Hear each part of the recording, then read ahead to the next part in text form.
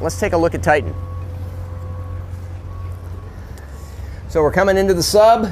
This is the only toilet available on a deep diving submersible.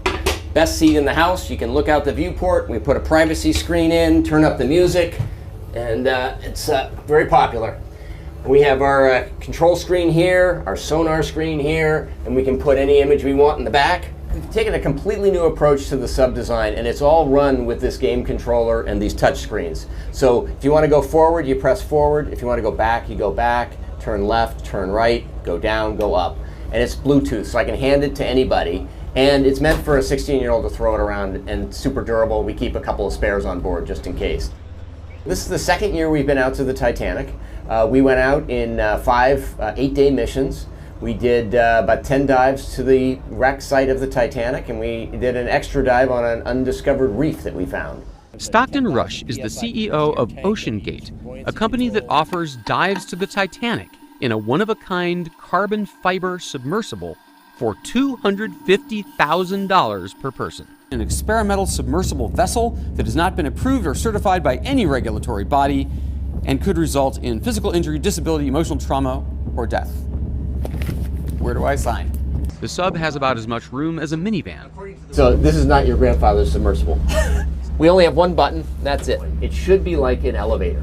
You know, it shouldn't take a lot of skill. I couldn't help noticing how many pieces of this sub seemed improvised. We can use these off-the-shelf components. I got these from Camper World. We run the whole thing with this game controller. Come on! Slow down, it's just in front of us. Just we're in front of the anchor. Yeah. Oh my gosh, here's the bow, guys. Again, yeah. You guys see it? Look at that though, how it just kind of emerges out. Yeah. That is it. That is otherworldly. And there it was. This sub has 7 different return to the surface backup systems. So sandbags that drop off, lead pipes that drop off, the legs can drop off, there's an air balloon, there's thrusters, and one of them works even if everybody on board is unconscious. So one of them is a timed release thing that sends the sub to the surface after X amount of hours. So maybe they're out there bobbing away, but remember they're bolted in from the outside. So they have no way to get out or get more air.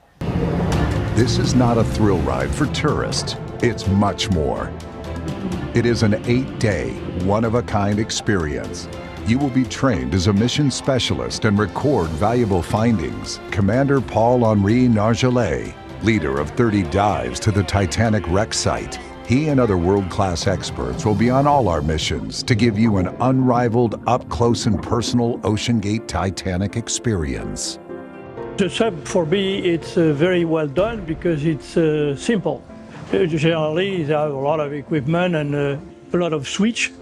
And on this one, you don't have because you work with a screen and with a keyboard, and it's very easy to do that.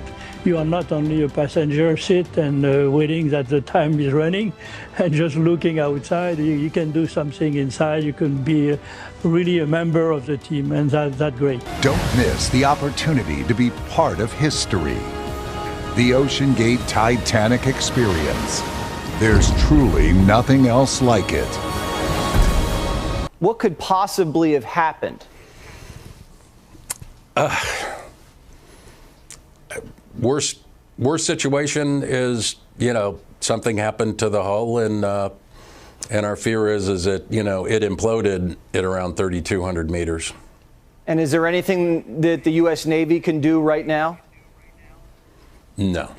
I mean, I don't see anything that can happen at this point. I mean, I'm trying to be, somewhat cautious and, don't want to basically be the naysayer of what's going on. But when you're talking 6,000 pounds per square inch, it is a dangerous environment. More people have been to outer space than to this depth of the ocean.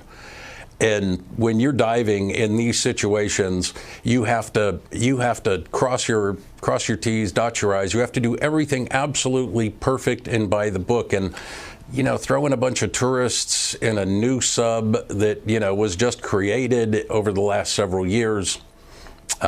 It's not looking good, Jesse.